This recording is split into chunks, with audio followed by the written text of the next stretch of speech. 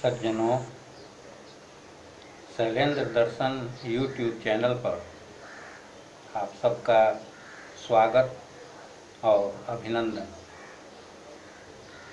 एक लंबे समयांतर के बाद फिर से हम अपने पुराने ईश्वर अनुसंधान संबंधी चर्चा प्रसंग के सिलसिले को आगे बढ़ाएंगे। तो आज समसामयिक प्रसंग को ईश्वर अनुसंधान से जोड़ते हुए आज का यह वीडियो बन रहा है। अभी वर्तमान समय में सारी मानवता, पूरी दुनिया कोरोना नामक महामारी से जीवन और मृत्यु के बीच में एक तनाव से गुजर रही है। तो इस समय यह विचारणीय है कि अनीश्वरवादी और ईश्वरवादी विचारधारा में जो द्वंद्व चल रहा है उसको एक नज़रिए से देखा जाए। अभी सोशल मीडिया पर या प्रिंट मीडिया में भी बहुत से उत्साही अनीश्वरवादी लोग ईश्वर संबंधी जितनी भी संस्थाएं हैं उनकी उपयोगिता को नकारते हुए वहां हॉस्पिटल, स्कूल, कॉलेज और विज्ञान को महिमामंडित करने वाले संस्थानों की स्थापना का वे अपना मंतव्य प्रस्तुत कर रहे हैं। तो अब ईश्वर में विश्वास रखने वाले, ईश्वर को जानने वाले, मानने वाले लोगों का क्या तार्किक नज़रिया हो सकता है? ईश्वर तो हैं ही। क्या विज्ञान इस बात की गारंटी लेता है कि वह दुनिया को रोग मुक्त कर सकेगा? पिछले समयों में जो महामारियां गुजर चुकी हैं इस पृथ्वी पर, यह ठीक है कि मनुष्य ने अपनी बौद्धिक क्षमता से उन पर नियंत्रण पाया है। उनको समाप्त तो नहीं कर पाया है, नियंत्रण कर पाया है। मानव आज उनके संत्रास से लगभग मुक्त है। लेकिन यह जो नई त्रासदी प्रकृति ने प्रस्तुत की है, यह कहाँ से आया है? इसका भी कोई वैक्सीन या कोई दवा बनाया जा सकता है और फौरी तौर पर इस महामारी से मुक्ति भी पाया जा सकता है। लेकिन आगे के समयों में इस तरह की घटनाएं नहीं हो पाएंगी या रोक दी जाएंगी, इसकी गारंटी कौन लेता है? ये बात ठीक है कि विज्ञान अपने आप में महत्वपूर्ण है, विज्ञान से संबंधित संस्थाएं अपने आप में महत्वपूर्ण हैं, बौद्धिकता से संबंधित संस्थाएं अपने आप में महत्वपूर्ण हैं। अब आइए ईश्वर की महत्ता को प्रतिपादित करते हुए इस कोरोना महामारी में जो लोग बच जा रहे हैं उनके इम्यून सिस्टम को, जीवन प्रतिरक्षा प्रणाली को किसने बनाया है? क्या विज्ञान ने बनाया है? नहीं।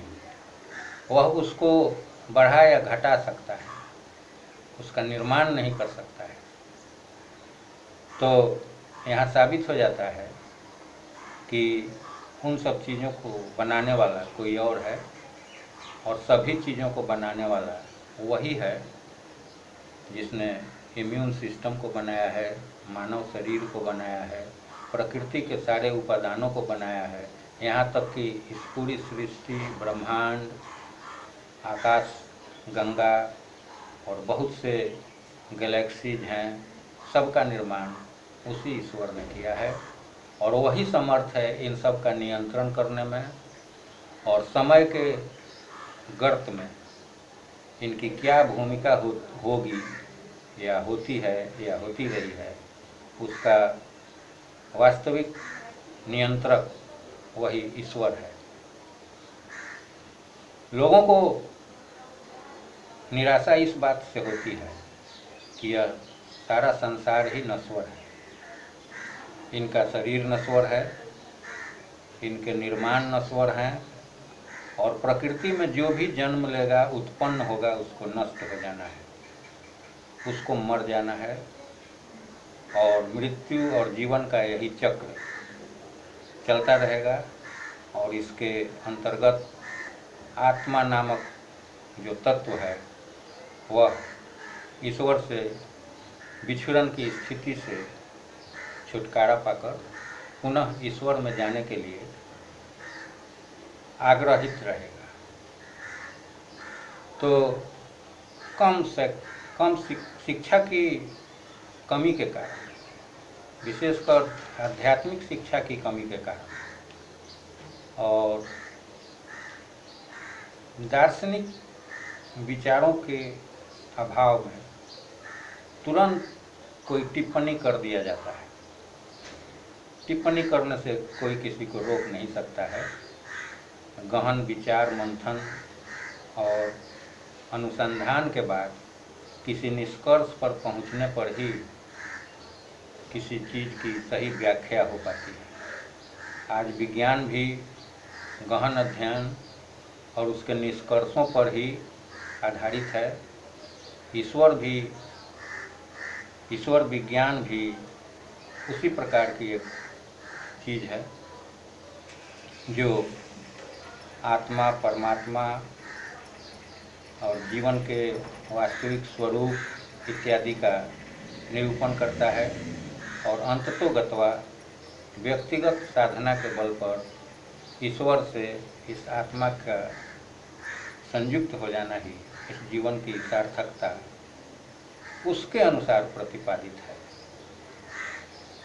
वैज्ञानिक यह नहीं बता सकते हैं कि कौन सा वह तत्व है जो इन जीवधारियों के शरीर में से निकल जाने के बाद इस शरीर का स्पंदन रुक जाता है।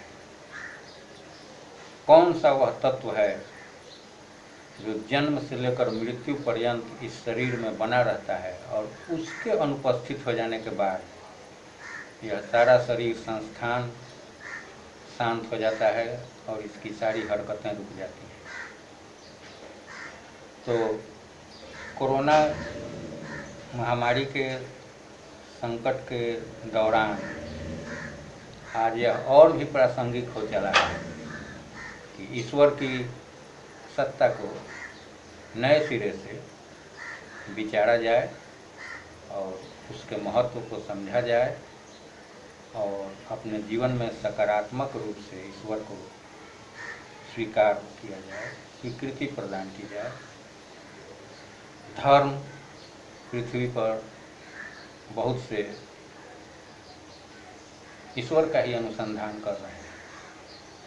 किसको क्या मिला, किसको नहीं मिला, यह विवाद का विषय हो सकता है, लेकिन ईश्वर निर्विवाद है। धन्यवाद।